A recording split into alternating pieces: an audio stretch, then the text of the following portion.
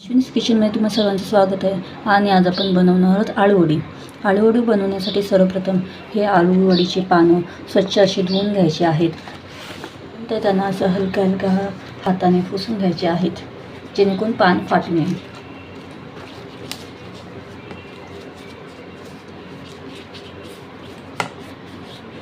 हे आळूच्या पानांचे पाठचे हे देठ कापायचे आहे. त्यानंतर हे देठाखालची ही बाजू अशी थोडीशी कापून घ्यायची आहे. तर ह्याला लाटण्याने असे दाबून घ्यायचे आहे, जेणेकरून ते सपाट होईल. एका भांड्यामध्ये 10 चमचे चण्याचं पीठ घेतलं आहे आणि त्याच्यामध्ये आता 2 चमचे तांदळाचे पीठ टाकत आहे. त्याच्यामध्ये मी आता लसणाची पेस्ट टाकत आहे 1 चमचा आल्याची पेस्ट टाकत आहे. गोळाचे पाणी टाकत आहे 5 चमचे.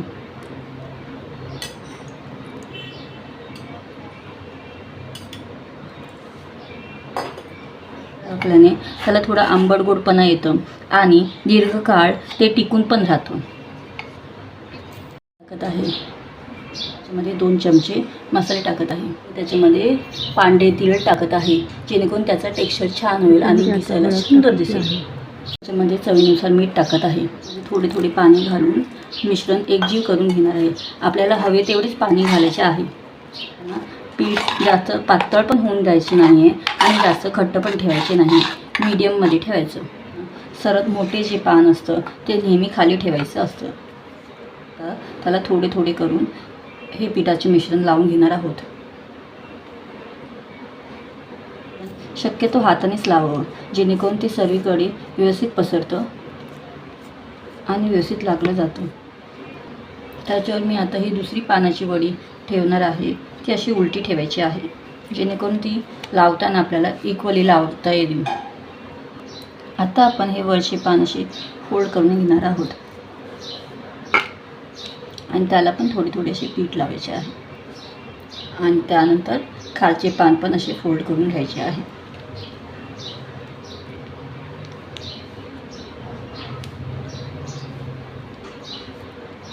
त्यानंतर ही अशी घडी घालायची आहे.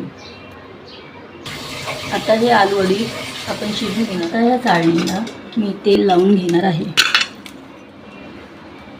त्यात मी पाणी गरम करत ठेवले आहे आणि आता त्याच्यामध्ये मी ही चाळणी ठेवणार आहे आणि त्याच्यावरती हे झाकण ठेवून 15-20 मिनटं वाफवून घेणार आहे. 15-20 मिनटानंतर आलूवडी छानपैकी शिजल्यावरती थोडा वेळ थंड होऊन द्यायचे आहे.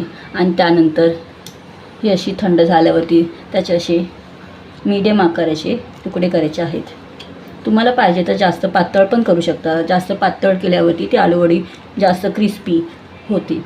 आलूवडी यांना किती छान असे लेयर्स आले आहेत. छानपैकी असे तळून घेणार आहोत.